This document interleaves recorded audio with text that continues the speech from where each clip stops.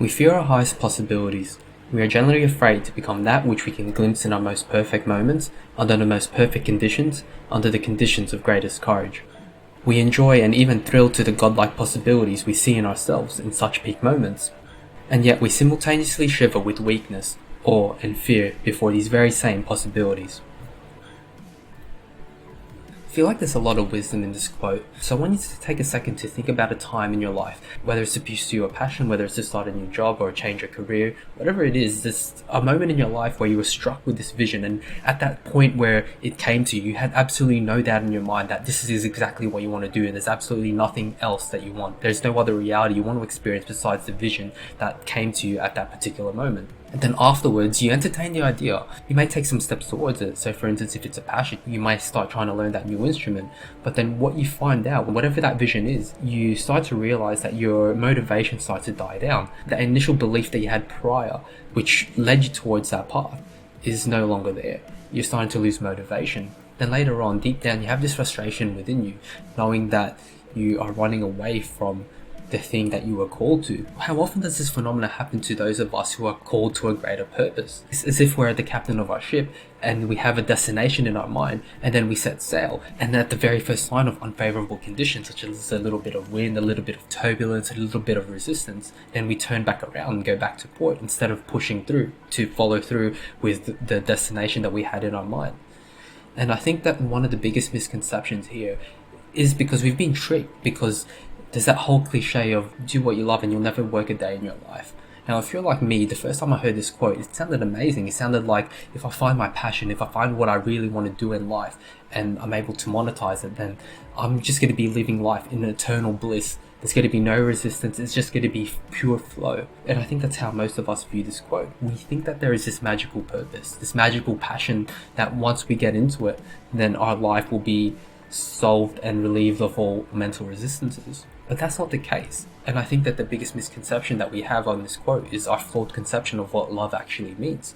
To do what you love, what does that mean? And this really got me thinking, and the first thing that came to my mind when I asked myself, what does love actually mean in this context? It reminded me of marriage vows, which people commit to during their wedding day. So the marriage vows go something like, I take you to be my wife or husband.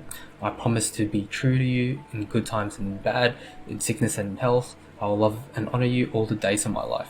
So this commitment between two people, this commitment to marriage is, in a sense, you can view it as a commitment to a vision, a commitment to a greater purpose, which is to start a family. And the marriage vow doesn't say that you're only going to be there during the good times and only in times of health. It says during the good times and in bad, and in sickness and in health. And I think this reveals to us a bit more about what love actually means. In this realm of marriage, it shows us that love is actually a verb. It's an everyday action, a commitment to a greater purpose, which in this case of marriage is the unity of a family.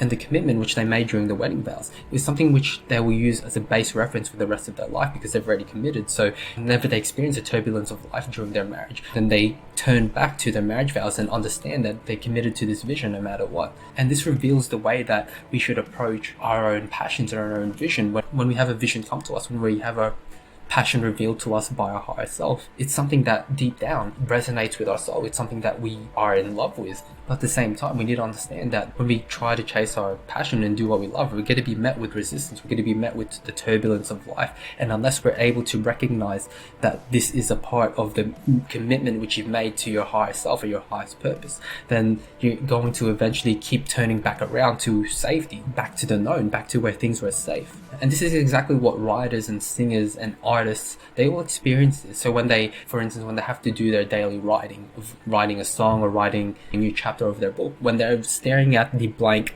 screen of Microsoft Word, they're going to be feeling that resistance. They're not going to be 100% in a state of pure bliss, of just typing away, of having flow just naturally come to them. No, that's not how it works. So they make a commitment every single day to sit down and do what they've committed themselves to do. And so what is a solution to this? What is a solution to this problem? Now, I went over the first one already, which is a recognition that things aren't always going to be 100%. You're never going to be in a 100% state of belief and state of bliss in complete alignment to your goal. But what has to be 100%, what has to be certain, is your underlying commitment to the vision. So despite the fluctuations of your belief and fear, deep down you're oriented and aligned to your highest purpose and your highest vision. Just like in a marriage, once you've made the commitment, you commit to that fully despite the turbulence which you may encounter. Now, I think the next main lesson in this is that understanding is the path to love. Going back to this marriage analogy, I think it's such a good analogy, is that when two people get married to each other, they're two completely different people, right? So they're going to have their differences, and the only way that they're going to be able to work towards the common goal, the common vision, is to communicate with each other so they can understand each other's differences. Only through understanding are you going to be able to love and feel empathy. So in a similar way, when you yourself commit to your highest vision, then you're going to be going through a lot of different things. You're going to be feeling a lot of resistances, and you're going to have different triggers which cause a lack of belief. You're going to have a lot of fears. And I think the only way that you're going to be able to commit to the vision is, like in a marriage, is through understanding. And this is through understanding yourself. It's as if you're married to the vision, and the thing that's holding you back from the vision is understanding the other side of the marriage, which is yourself. It's understanding yourself. Understanding our own patterns of behavior. So like I said before, a common thing that stops a lot of people when they have a passion or a vision is that they start to lose motivation, they start to procrastinate, they start to have their own self-doubts and limiting beliefs that stop them and make them turn around. But if you're committed and married to moving towards your vision, then there's no way, then the only way to move forward is through understanding yourself, understanding those triggers within yourself and knowing how to move forward, because you're never going to be in 100% state of belief. Just like in a marriage, it's going to have its ups and downs. It's never going to be 100% bliss. So when you're following your goal and your vision, being able to be conscious of your own patterns when you're in the lows is the only way that you're going to be able to maintain inner alignment to your vision despite the emotional roller coaster that you're going through.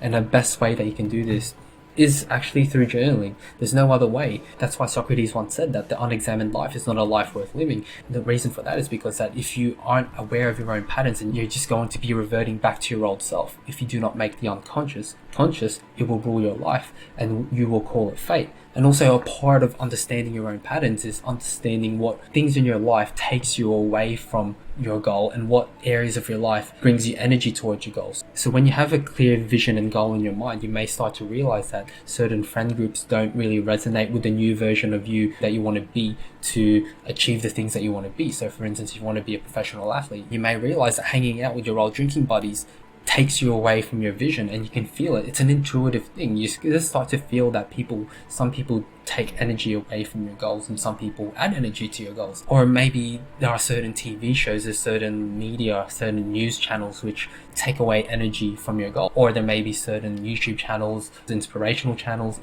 speakers that you like to listen to on a daily basis because it raises your vibration, it inspires you towards your goals. And this is what I mean when I say to understand your own patterns through journaling. It's sort of like you're creating your own blueprint of understanding yourself, understanding what adds energy towards your goals and what takes energy away from your goals.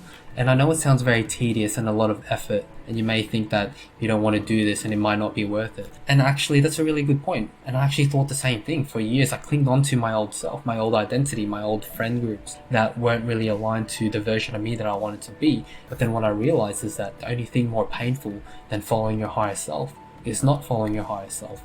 So if you're connected to your vision and you feel the pure frustration of not moving forward towards it, if you start to literally feel it in your soul that you're not doing the thing that you're supposed to be doing, then I would really suggest then I think that is your higher self calling you to a season of journaling, a season of trying to understand yourself and understand your own patterns. Just pick up a pen and paper and journal and try to understand yourself, because that's the only pathway to you self-actualizing and realizing the version of you that you're supposed to be. As I said, understanding is the path to love, and your self-actualized version, your higher self, is pure love, and you can't become that version of you without understanding who you are in the present moment. Because if you run away from who you currently are, you are running away from who you can be. Journaling's been such a big part of my life, and I've realized it's very difficult to navigate the inner world. There's a lot of people that ask me, what should I journal? What should I write? What are some good prompts? And so that's why I've started to make a 12-week program. We just got a lot of worksheets which have the proper journaling prompts, which is going to help you truly understand yourself so you can finally unlock that which has been holding you back. So if you're interested, keep your eyes peeled in the next coming weeks. It's going to be released soon. And as always, thank you guys for watching, and see you in the next video. Peace.